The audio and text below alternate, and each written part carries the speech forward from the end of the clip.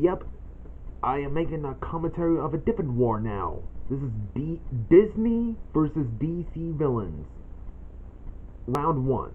So, if you guys wonder why I'm making a commentary on this one when I should be going back to the next part of the commentary for Disney Villains War 2, that is, let's just say Zambrio Gamba had his own grandma passed away, and he's sad about it, so that's why I'm making a commentary on this one, to see if it'll cheer him up, since, well, actually, I think I'm going to be making just a commentary on 2 rounds only, just like with non-Disney versus Marvel villains. So when Zambrio Gamba had thought of this war, even I thought of the idea of Disney versus DC villains war. It's something I would like to see that, and I'm glad it's been made. I think the person who thought of that idea was Daniel Esposito. I'm not sure if I pronounced it right. It's the same guy who made like the Pokemon Heroes versus Disney and non-Disney villains, so I'm not sure why he didn't continue that one when he only made the trailer. So I am glad the series is here. So yeah, so let's get this going. So the first fight is Hades versus Hades. Technically Disney Hades versus the DC Hades. Hades is upset because all his plans of taking over the Mount Olympus has been failing, until he gets a visit from another Hades who was trapped in Tartarus.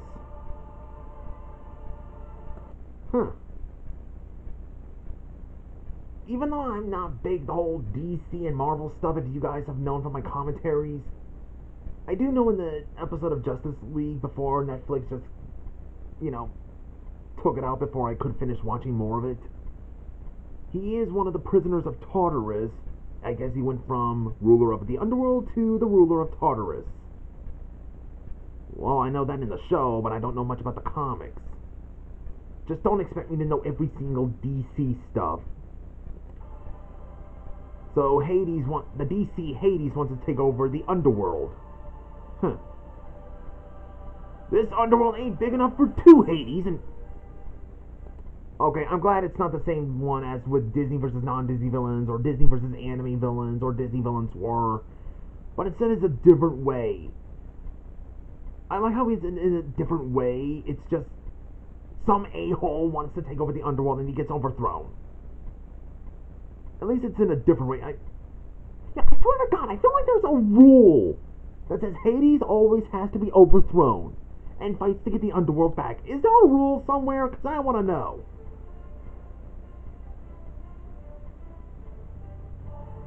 Well, DC Hades wins. The next fight is Gantu versus the Sinistro. I don't know anything about Sinistro, only from DC versus non-Disney villains, and that's just it. I only know him from. Dr. Hamsterville has heard of the threat that General Zod poses. General Zod, the kneel before Zod! So he sends Captain Gantu to, how did it go again? To negotiate with a mysterious villain to help them. Until Sinistro shows up. Again, I don't know much about him, only from non-Disney versus DC villains, so that's just it.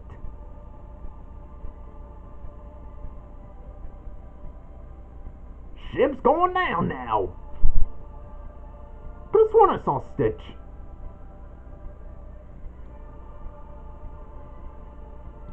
Well, Sinistro wins. Next fight is Frollo versus Morgan Le Fay. Now that's an interesting fight.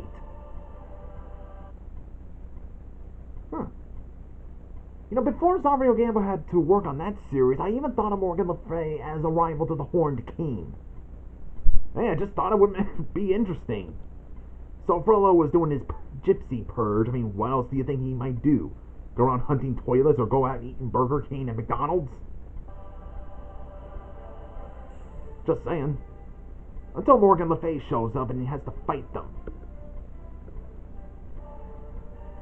It always makes sense for Frollo to fight against anyone that is magic, because he's anti-magic. He thinks magic is like the work of the devil. And Morgan Le Fay is from the Arthurian legend, so she has used magic. She was Merlin's apprentice until she turned bad. Plus, she was Arthur's half-sister until... this is a bit too graphic. Let's just say Arthur did with Morgan Le Fay in a Zeus way. And I mean by Zeus way, I mean how Zeus hooks up with every woman. And that's when Mordred was born. That's disturbing, I know. Just look it up for yourself. So Morgan Le Fay wins, and yeah, we all know Frollo's gonna survive. So next fight is Scar and Shere Khan versus Cheetah. Scar is planning to take over all of Africa. Well, I guess the Pride Lands is not enough for him, huh? Until Cheetah shows up. I thought they would have, like, knocked out and they, wait, what the heck? And then fight, but no, you just went on with a fight. What I love most like about Villains War, oh, that was a quick fight. I guess they both win. What I always love about Villains Wars is that they usually show reactions. I know it sounds silly and immature, but I just think reactions are what makes fights interesting. You know how the character would react to this one. How would he react back to this way, kind of way? Okay, next fight is Clayton versus Killer Croc. Yeah, Clayton was, I think I might got it right. He's searching for a legendary criminal known as Killer Croc as he attempts to hunt him down to get some dignity. So what was he asked by the Gotham City Police Department to hunt him down? I mean, it is kind of interesting way. Well, that was also a quick fight. Normally fights go long. You ain't called Killer Croc for nothing. Whoa, way to show the graphic of Clayton getting eaten. And now for the epilogue, we see after DC Hades has taken over the underworld, he brought along his quote-unquote brother, Maxi Zeus.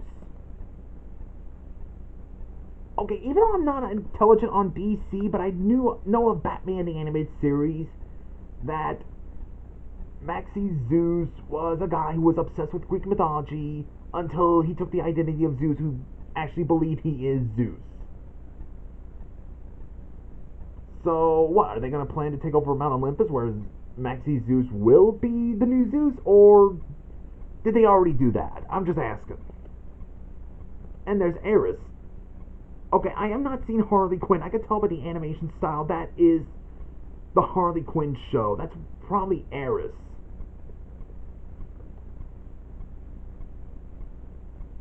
Well, because I read in the description that it is Eris. And Facility has spotted all this. Like, what the heck?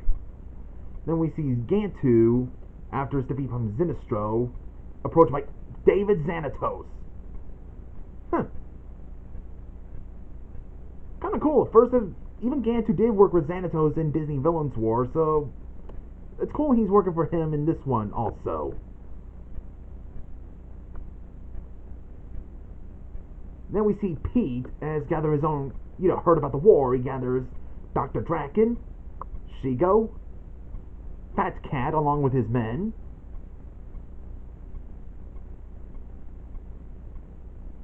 the Weasels, oh yeah, Mr. Winky is in too. And probably with the Beagle Boys too. I mean, what's Pete without the Beagle Boys also? Then we see Two-Face, Poison Ivy, Killer Croc. Hey, got back from Africa all the way to Gotham again. Guess he likes to travel. And the Penguin, recruited by the Joker. Ah, there's the Joker. What would DC would be without the Joker? Although I always wonder what he would do in the non-Disney versus DC Villains War. That I really wanted to see that. And then we see Dr. Hamsterville. How did it go again?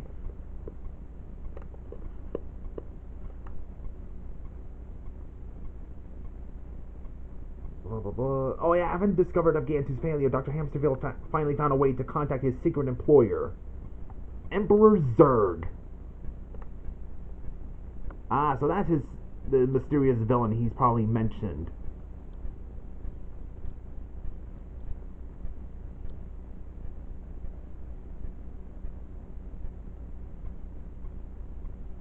Hold on, get the next one. Then we see Lex Luthor has gathered his own forces, and actually the idea I gave him would be Xanatos versus Lex Luthor. Vincent Fletcher thought that was a cool idea. Even Xavier Gamble actually loved that idea, so yeah, I'm glad he kept it. I'm glad he loved the idea. Plus, even though I said I thought of the idea of Morgan Le Fay and the Horned King as rivals, even I thought of Lex Luthor and Xanatos as rivals, so well, I did. That was the only idea I think I gave him, so I'm glad he liked that idea. Oh, and Bill Sykes is in Lex Luthor's alliance. Then we see Cruella de Vil gathering in her own alliance. Jasper and Horus. At least I think that's what it was. Yeah, to deal with criminals that might try to take her out for her steam. Oh, and it's finally revealed who sent Sinistro to take out Gantu, and it's General Zod. Kneel before Zod! Kneel! I've been doing it ever since Doug Walker kept doing it. You know, nostalgia critic. Then we see Dr. Facilier tells his mysterious employer about Hades' fate, and that another Hades took over. Oh gee, I wonder who that person could be he's talking to. So that was Disney versus DC villains war. So yeah, it was pretty good actually. Despite the fact that it's a two-parter round, it's still pretty good. So yeah, this was quite the Keyblade Wielder 2, and see you guys in the next one. I hope Xavier Gamble will be okay, and hopefully that'll cheer him up with this one. I guess I should do two commentaries, both villains battles and Disney vs. DC villains war, so I should probably stop at round 2 after this one, and continue the commentaries on the ones I'm still working on. See ya!